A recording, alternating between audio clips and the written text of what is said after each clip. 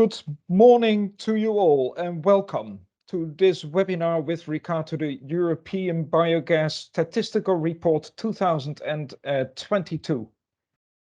At times that the sustainable biogas is being recognized for its role within Europe as, for example, enabler for the agroecological transition, for handling waste and waste streams, but also providing a secure form of renewable energy.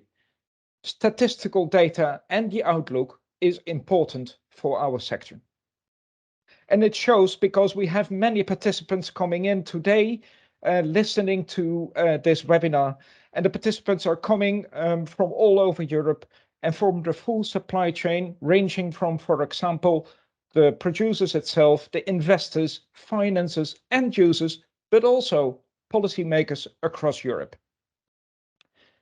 Let me start off by saying that this session is going to be recorded and can be shared. Your microphone is being disabled. However, you can ask questions via the Q&A button, which you will find in the top end corner of your screen. So today's webinar is structured along the 7 detailed chapters which you can find in our statistical report. And it ranges from the circular bioeconomy with renewable gas to the detailed country chapters which you will find all in our statistical report. And we will have 2 presentations today. And the first presentation will be with regard to the review of the latest regulatory changes within Europe. The second presentation will be with regard to the main findings of our statistical report, which we are presenting today. After that, there will be room for question and answers. So let me now introduce you, and let's start with this webinar. I'm very pleased to have Julia Cancian, Secretary General, with us today to present the main changes on the regulatory changes within Europe. Julia. Thank you, Herman, for giving me the floor. Indeed, I will present some key highlights from the first chapter of the statistical report, which provides us with, first of all, a landscape view on the main evolution on the EU energy system. Secondly, a definition of the circular bioeconomy model offered by biogas and biomethane. And third, touches upon the regulatory framework impacting on the biogas and biomethane market and value chains. So I would like to start with a positive trend. Please go ahead with the presentation. In 2020, the EU surpassed its target on emissions reduction, reaching 32% of savings, and of renewables as well, reaching 22.1% of renewable in energy consumption. And even if figure rebounded in 2021, they remained below pre-pandemic levels. So despite this positive trend, we always like to start with a positive comment. We need to take stock of the fact that the EU primary energy consumption derived mostly from fossil fuels, with natural gas consumption amounting to 14,300 petajoules. The use of coal as a primary source was steadily declining, at least up to the Russian aggression on Ukraine and the subsequent need to cut gas dependency. During this time, the usage of renewable energy increased yearly and reached over 8,000 petajoules. Now, I would like to touch upon energy security. Energy security is indeed one of the 5 dimensions of the Energy Union. And in 2022, we know very well that this dimension became crucial because of the geopolitical crisis.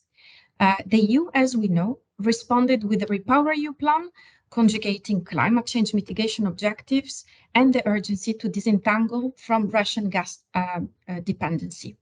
As we see in the graph, imports of primary energy and energy-related products have increased as a result of the EU declining primary energy production over the decades. Due to the reduced demand caused by COVID pandemic, this rise slowed down in 2020, and this is why we see this downward slopes at the end of the graph.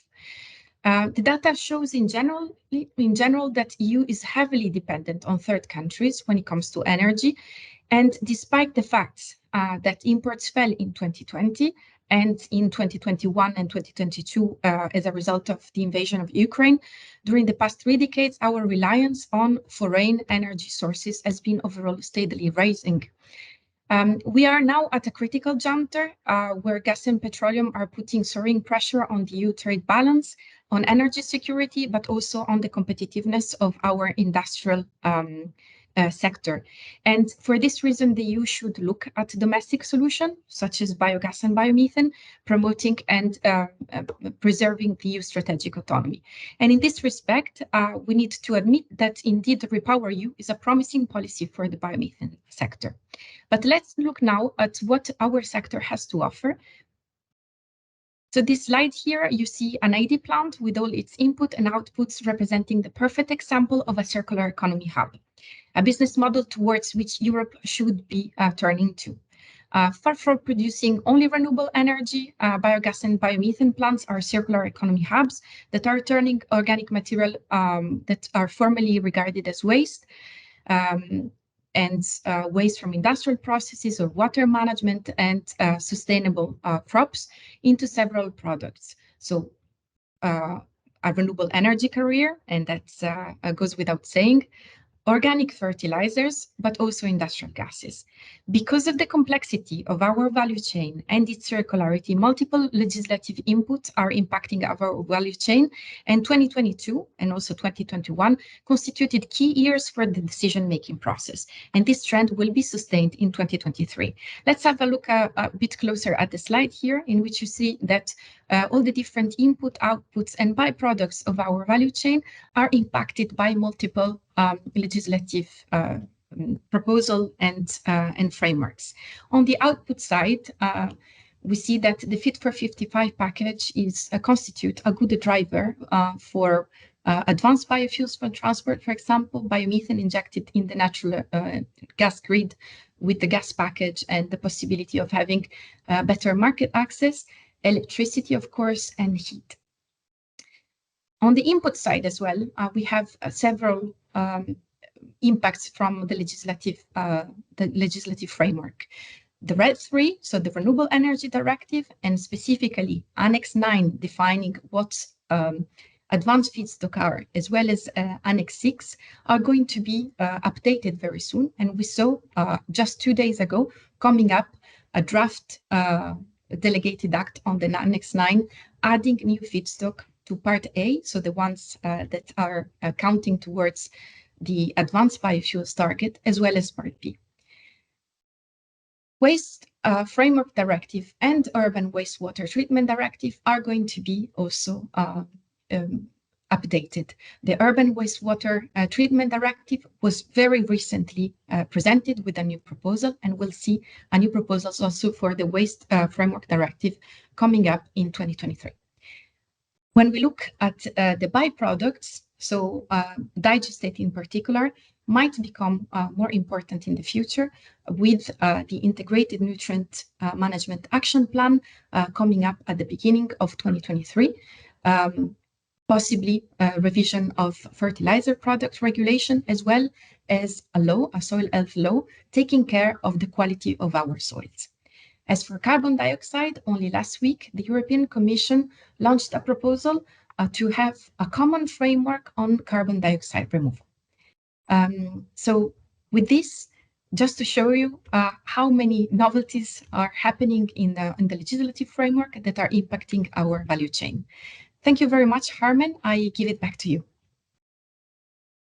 Thank you, Julia, for this overview. It just shows how indeed many of those files are impacting our sector, and it is important that we stay absolutely on top of that going forward, being that biogas is being recognized as a circular model and a sustainable form of renewable energy. Let me introduce you all the next speaker, which is Marina Pastoris.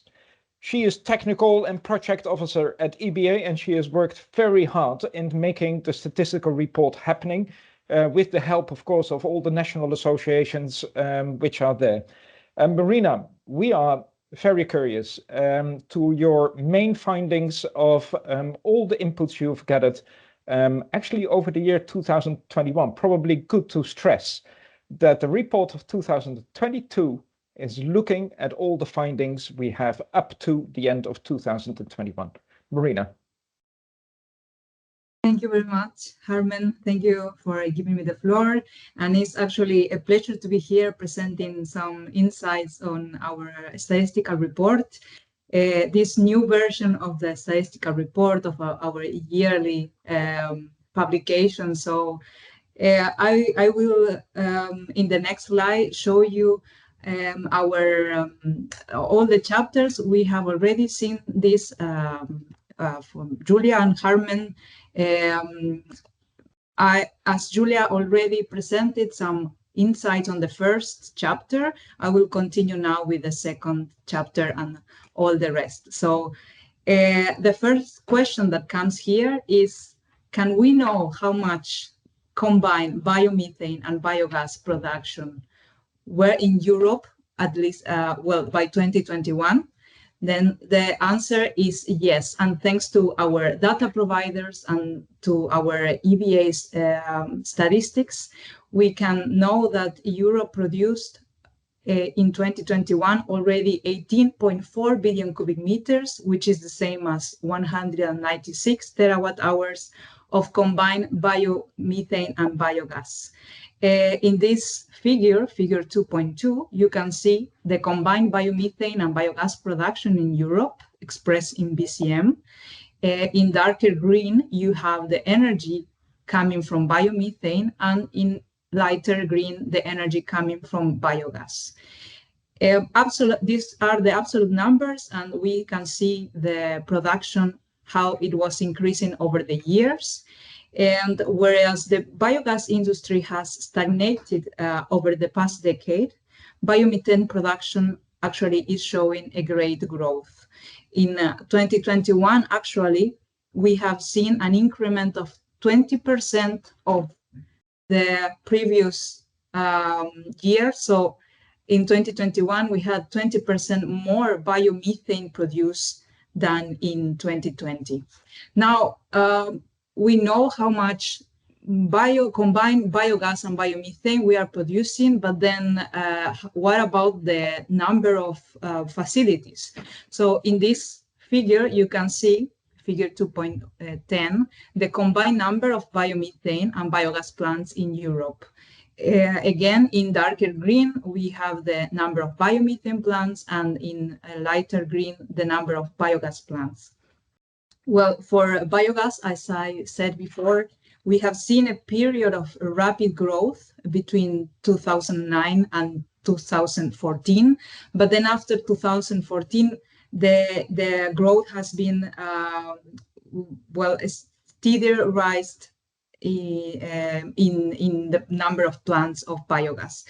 Nevertheless, we had in the year 2021 already 99 new biogas plants that began operation, and these are mainly located in Italy and in France.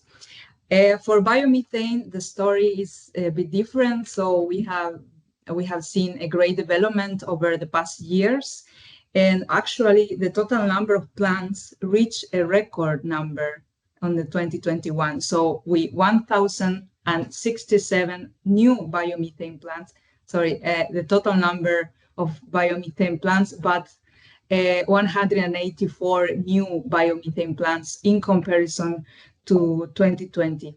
And we actually have already some insights on the new data, so the 2022 data, and we know that this trend is continuous. It's continuing, and the increase will be even bigger.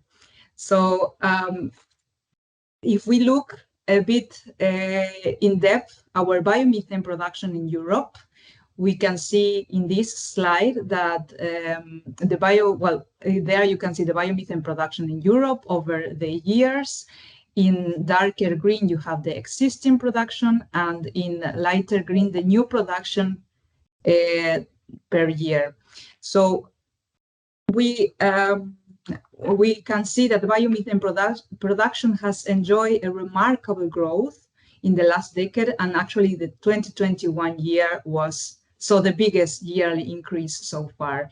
And as I said, we expect that this will continue for sure. An additional 0.6 billion cubic meters, which also means 6.1 terawatt hours of biomethane were produced in comparison to 2020.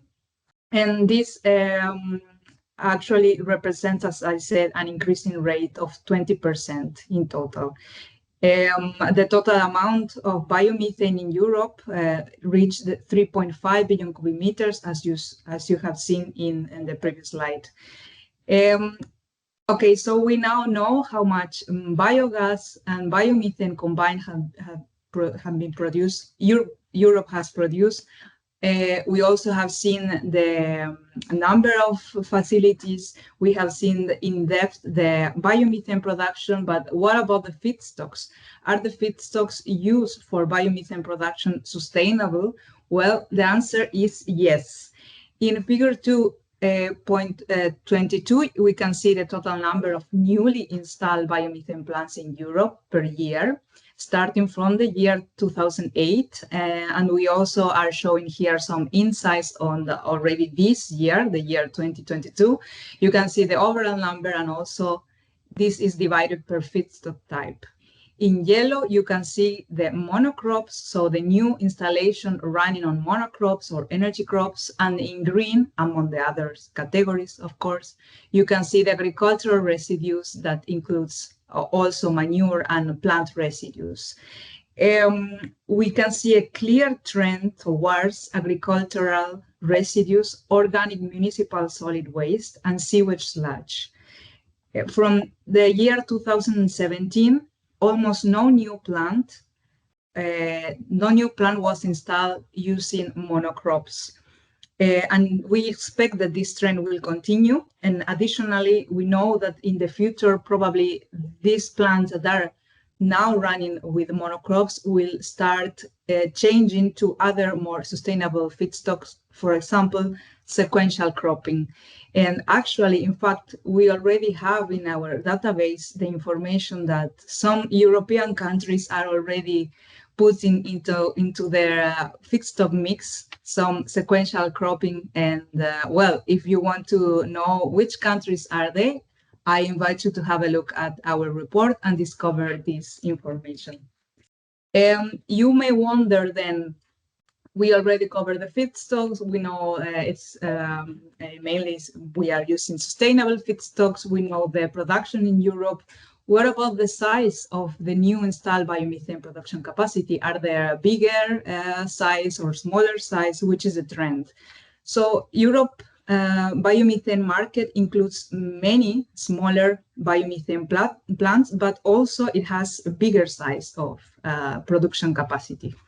In this figure, you can see the totally newly installed biomethane production capacity in Europe per year, and also broken down by plant size range. We can see that there is an increasing share of smaller biomethane plants that are being built in Europe, but this is principally influenced by the extensive development of the biomethane sector in France.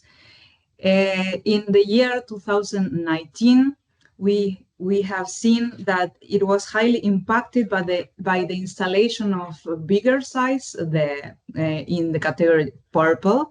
So the bigger size biomethane plants, and this was mainly influenced by the installation of new biomethane plants in Germany, in the Netherlands, and in Denmark. For this year 2022 and the years to come, we know that the interest in big size, but also in smaller size, will continue. So we are only showing the feasibility of the biomethane production plants in all size ranges. So we know that Europe is producing biomethane. What about the trade of biomethane? Are we exporting, importing this biomethane across Europe? Well, we are. And since the year 2021, the cross-border trade of biomethane is facilitated through the ERGAR CO scheme. And this scheme is operated by the European Renewable Gas Registry. Included in the schemes, we have hydrocarbon gases, hydrogen, and biomethane, among other renewable gases that have been injected in the natural gas network. The ERGAR regularly publishes and updates relevant information about the sector, and this is what we can see in figure 2.20. We can see the quarterly amount of biomethane transfer. This is expressed in gigawatts per hour from Q4 of 2021 to Q2 of this year via the ERGAR CO scheme. Well, in Q4 of 2021, we had a trade transfer of 30 gigawatt hours.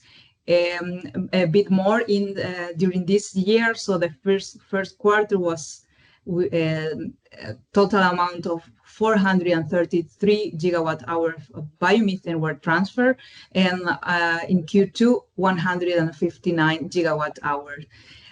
All this during 2022, all these biomethane CO were transferred to the German Biogas register, and the exports mainly derived from the UK, but also we had some exports from the Netherlands and from Austria.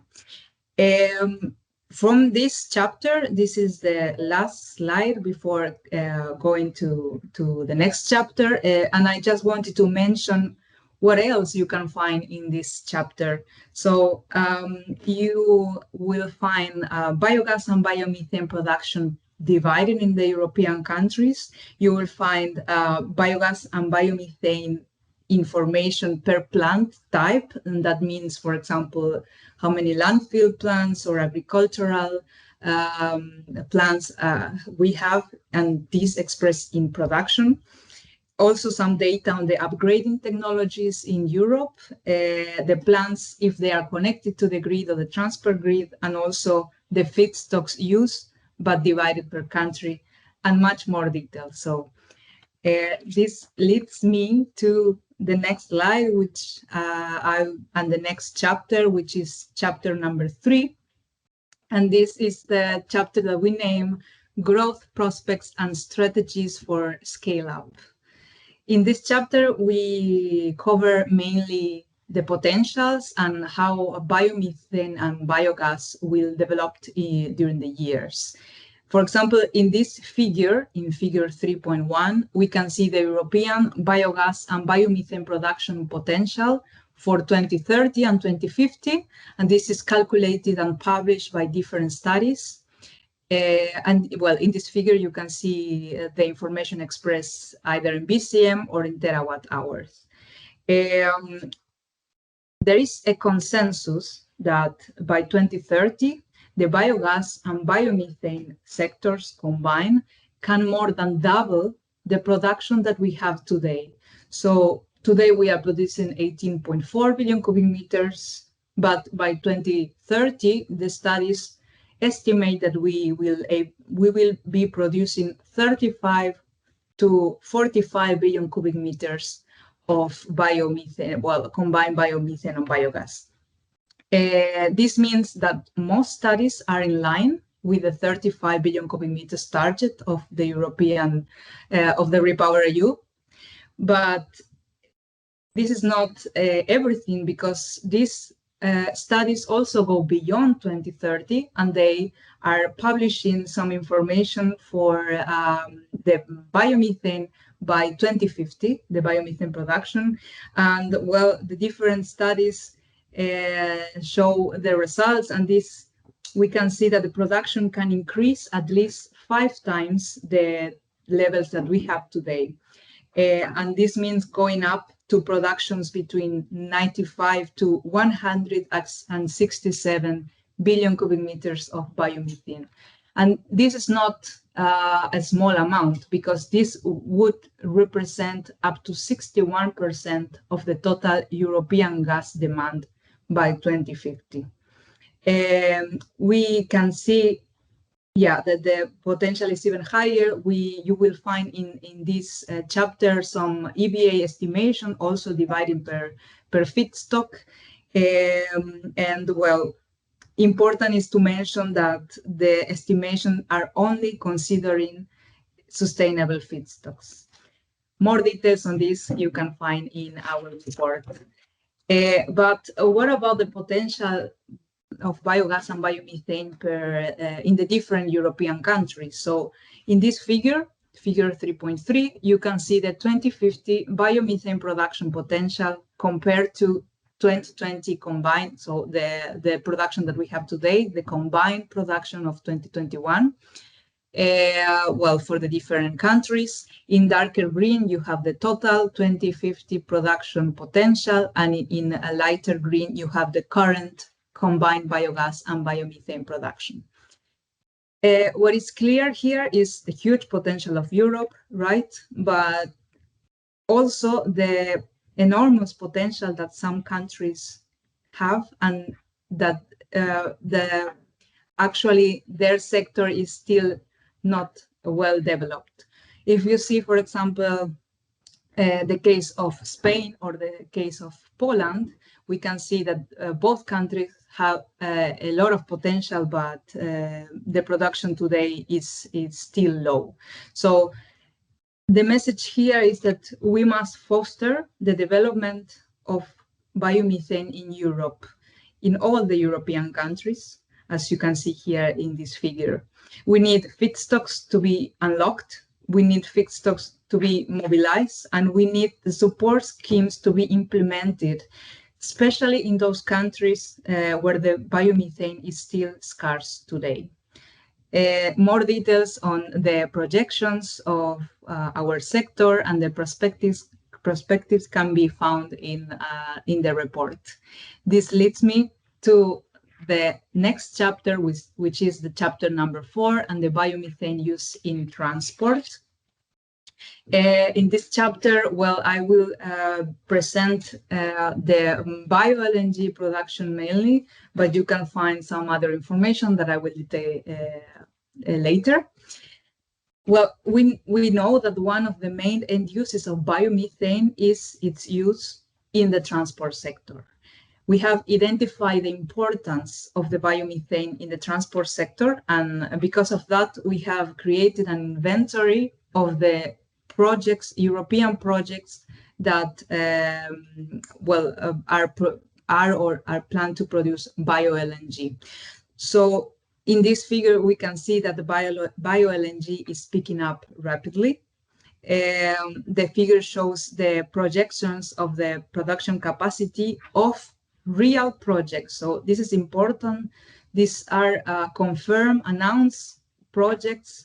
They are in different status of development, but this is only confirmed production capacity. We have already 100 new bio-LNG projects confirmed in Europe, and this will lead to a production capacity of 12.4 terawatt hours by the year 2050. In comparison with last year, with the information, our database of last year, we have 20 new confirmed projects this year.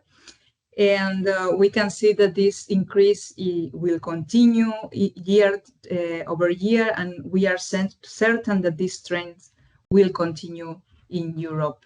Because we also see that new countries are implementing bio-LNG projects, and now we have a total of 10 European countries already active in the bio-LNG production or with confirmed bio-LNG projects. So a very good perspective, I would say. And well, in this chapter, you can also find more details on the status of the development of the different countries, also some bio-LNG confirmed capacity divided in country, the bio-CNG production and developments over the years, also divided per country, and well, other information, and for example, the bio-CNG and LNG filling stations. So going on to our next chapter number 5, which is named Renewable Gas for a Resilient Transition to Net Zero. We will be covering in this chapter the competitiveness of biomethane. So is biomethane competitive? Well, in this first slide, we can see a bit information of the costs. A very important subject that makes this sector competitive is the cost associated to the biomethane production. These costs that you can see here were calculated with data from 2021, and the biomethane production costs were estimated to be on an average of 80 euros per megawatt hour. These costs can also be divided into feedstock costs, CAPEX, and OPEX costs. More information you will find in our report. But we also we are presenting information based on different studies. And this study shows some estimation that the cost by 2050 will actually decrease at least by 25%. So arriving to ranges of 57 to 66 euros per megawatt hour. And such predictions are actually deriving from the fact that also the biomethane sector will profit from these different aspects. For example, the first one is the economy of scale, which means, for example, that an increase in the digester size could lead to more biomethane production.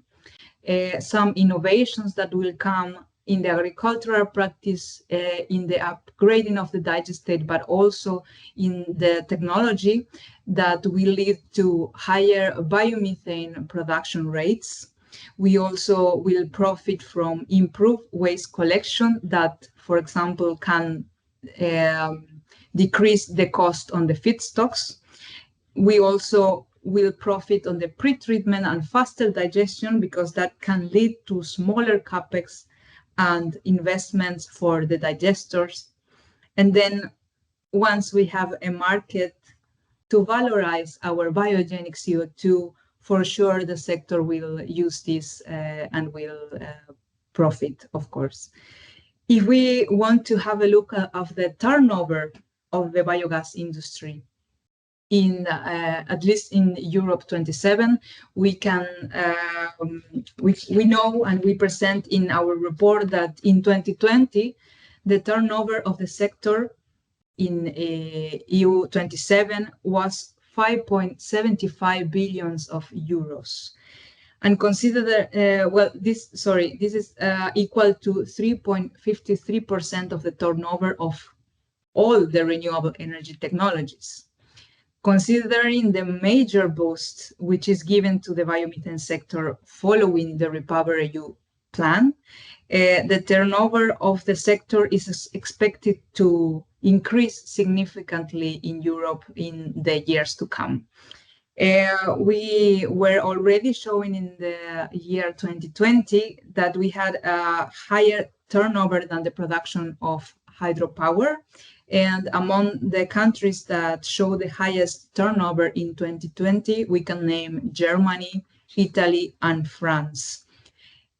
Moreover, as Europe has developed in-depth knowledge on the technology of anaerobic digestion, at least in the past 3 decades, there is a significant opportunity for exporting these technologies outside Europe, which will bring also an increase in the turnover of the European companies in the biogas value chain. In this chapter, we also have some information on other aspects of the competitiveness of biomethane, for example, the amount of jobs that our sector is creating, not only now, but also the perspectives, and, well, more details on the contribution of biomethane to Europe's strategic autonomy.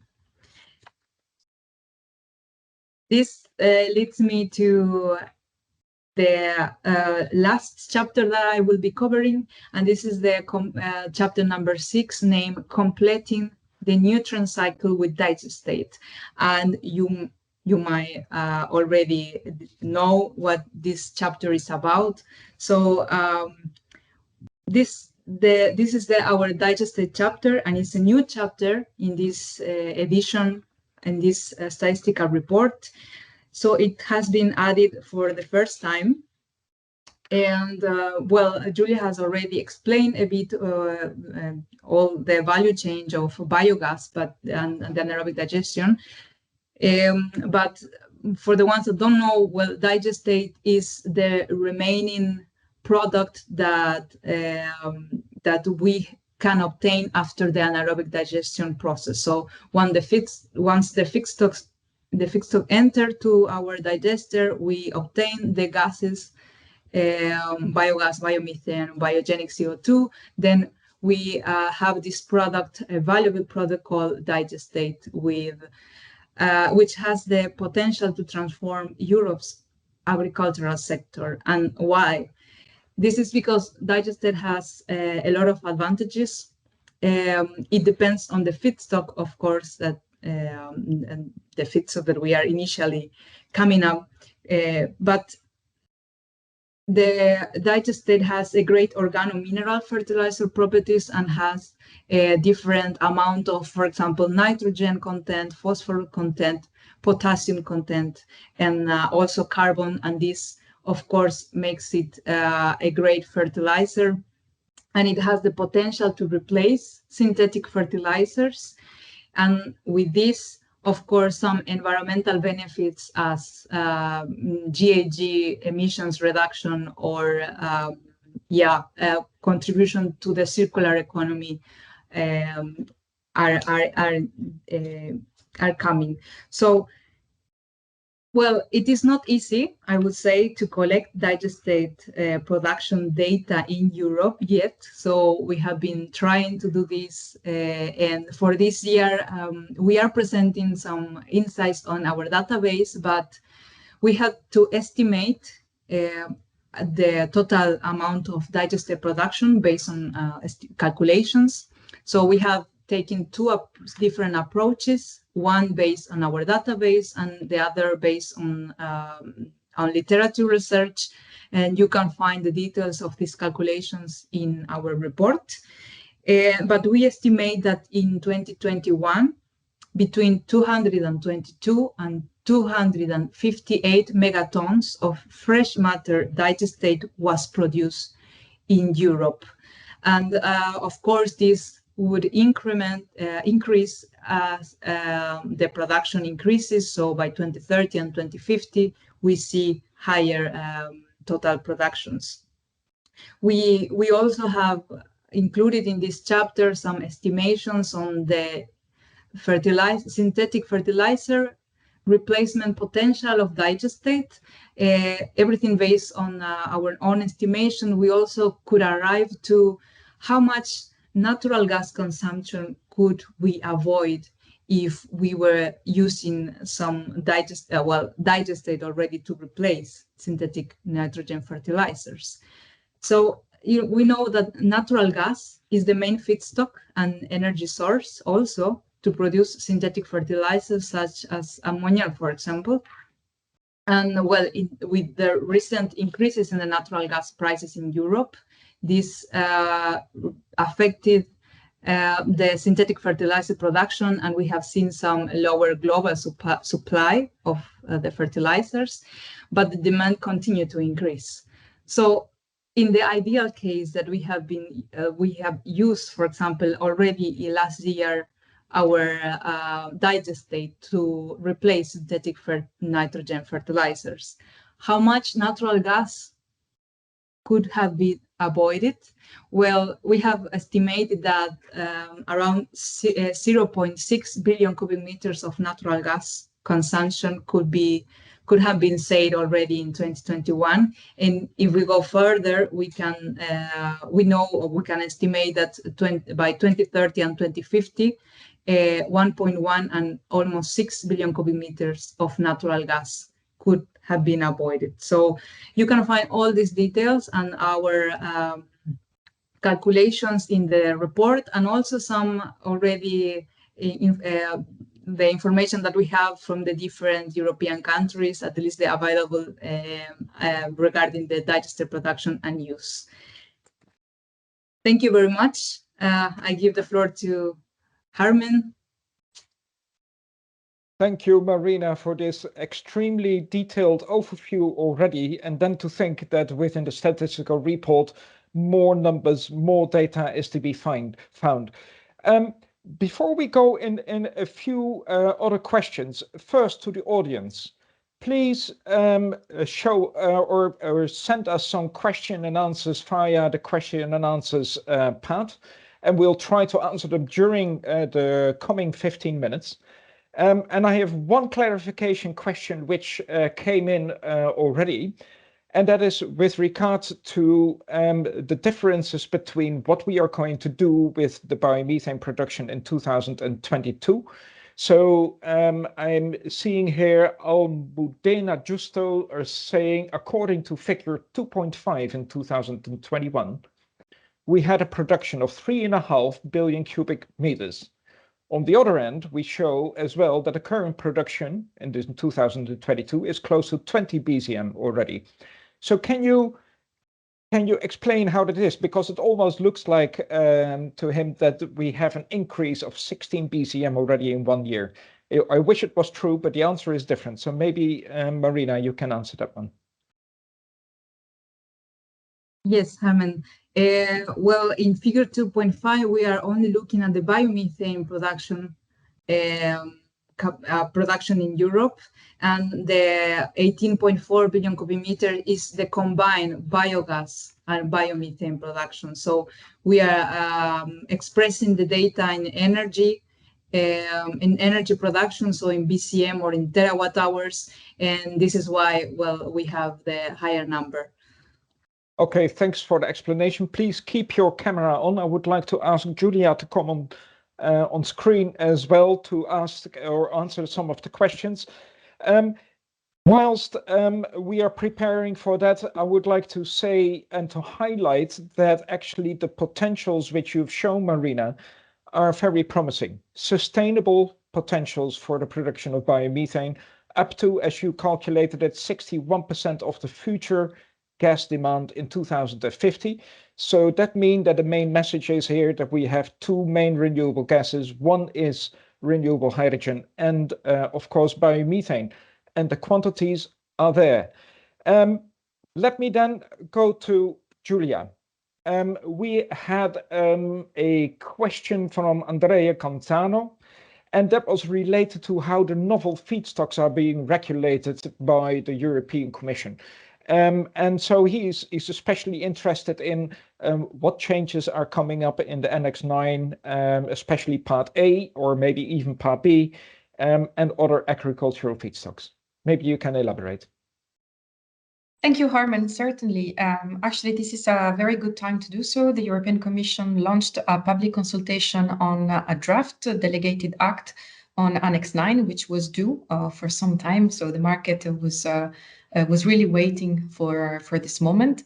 The consultation is open until the 2nd of January, so we have 4 weeks to give our views. And at the moment, the draft contains some novelties. In Part A, relevant for advanced biomethane production, we have only one crop, one category, which is non-food crops grown on severely degraded land, not suitable for food and feed crops. However, in Part B, we see a long list of feedstock that could be useful and could be utilized in our value chain. Most of them are either waste residues, and also we see an addition of intermediate crops. So it's a similar definition to what in the EBA we refer to sequential crops. So intermediate crops such as catch crops and cover crops grown in areas where to a short vegetation period, the production of food and feed crops is limited to one harvest, and provided their use does not trigger demand for additional land. So these are in general positive developments, but we already see we have some worries because many of the crops that we are interested in are relegated to Part B. So it means that they will not, if the draft stays as it is, they could not be counted towards the advanced biofuels target, and hence this would not represent a good enough driver to mobilize this kind of categories of biomass. But we are consulting with our membership to understand how they think about it, and we'll be able to contribute to this public consultation in the coming couple of weeks. Thank you, Julia. That is a very good explanation, and also encouraging to see that there is some movement, and of course there is still a lot of work to be done. Now I would like to turn to Marina, because this year we have not highlighted some of the country chapters. So maybe good to say to the audience, we have within the statistical report quite an extensive country chapters included, including the statistics with regard to biogas and biomethane, as well as some of the data with regard to support schemes which are there. But I'm curious, Marina, which countries are showing the fastest developments in biomethane, especially? Thank you, Herman. Yes, well, since already 2 or 3 years, the winner definitely is France. France has enormous development on the biomethane sector. I think we will see in the biomethane map the new plants installed. So this biomethane map is another publication of EBA and will be ready for next year, January of next year. And we will see there the amount of new biomethane plants in France, which is more than 100 new biomethane plants. So this it's incredible. But I would also mention that other countries are doing a great job. For example, the Netherlands, UK, and the Nordic countries.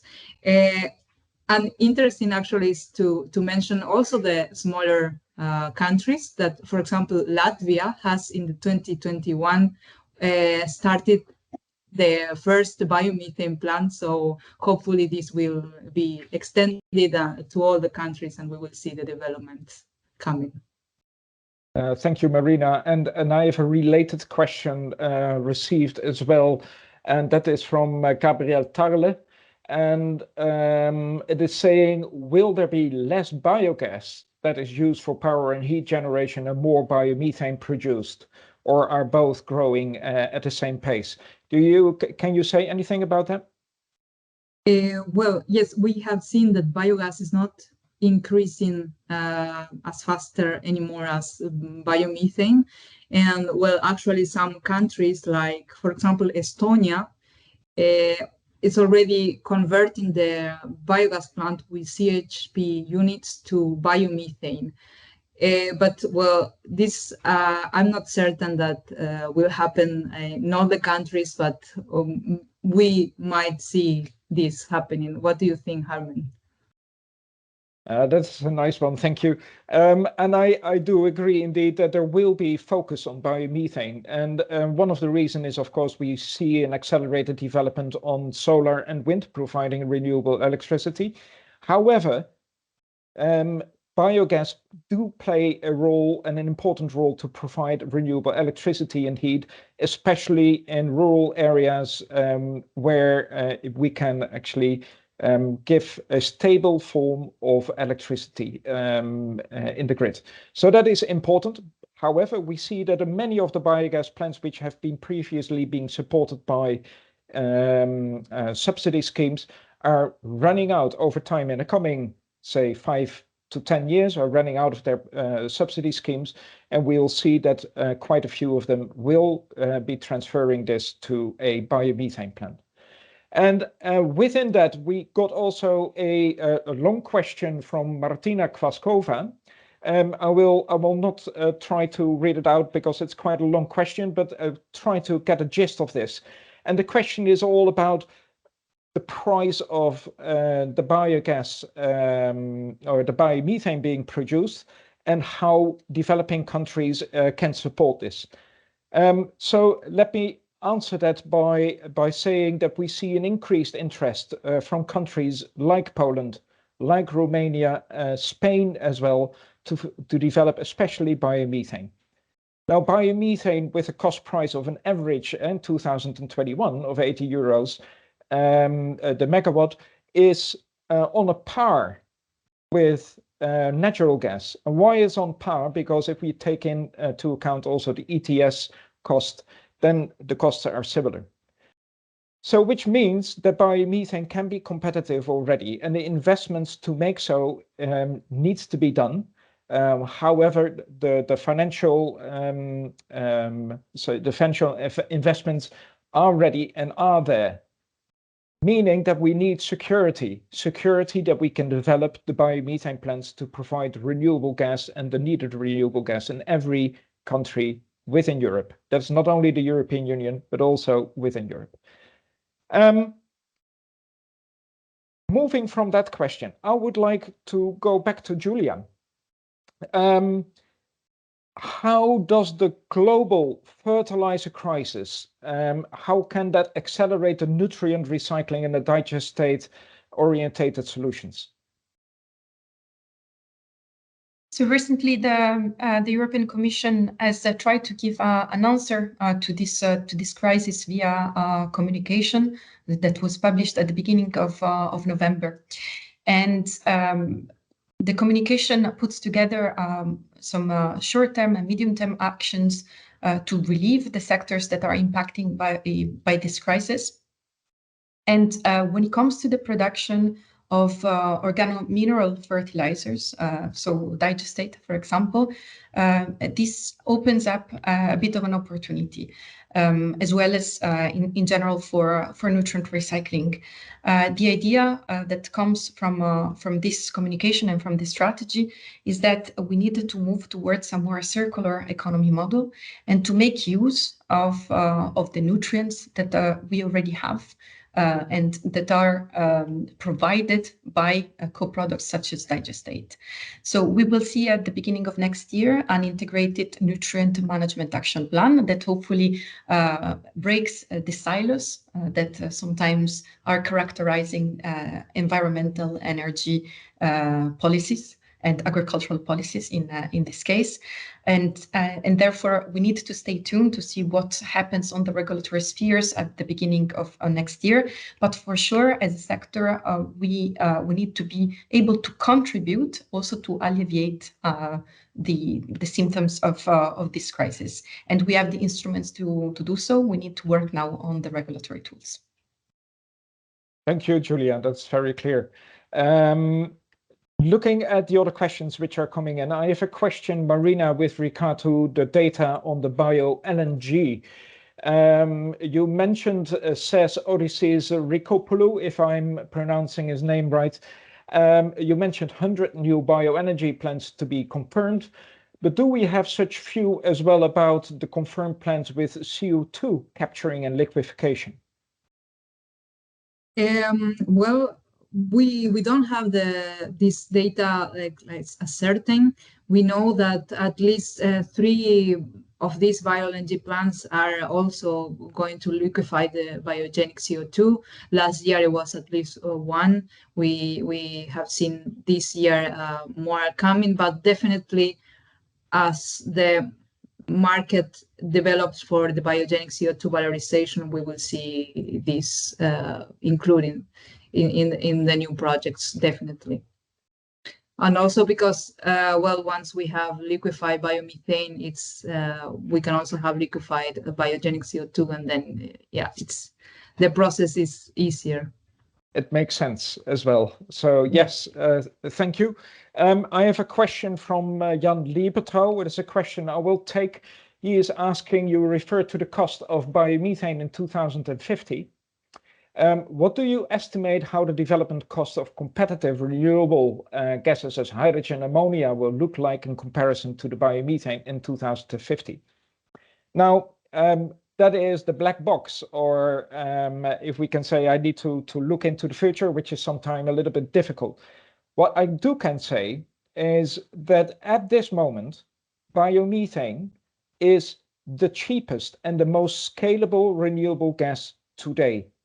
Combine that with the outlook, which we presented earlier, having 60% of the total gas demand in 2050, it is a sizable part.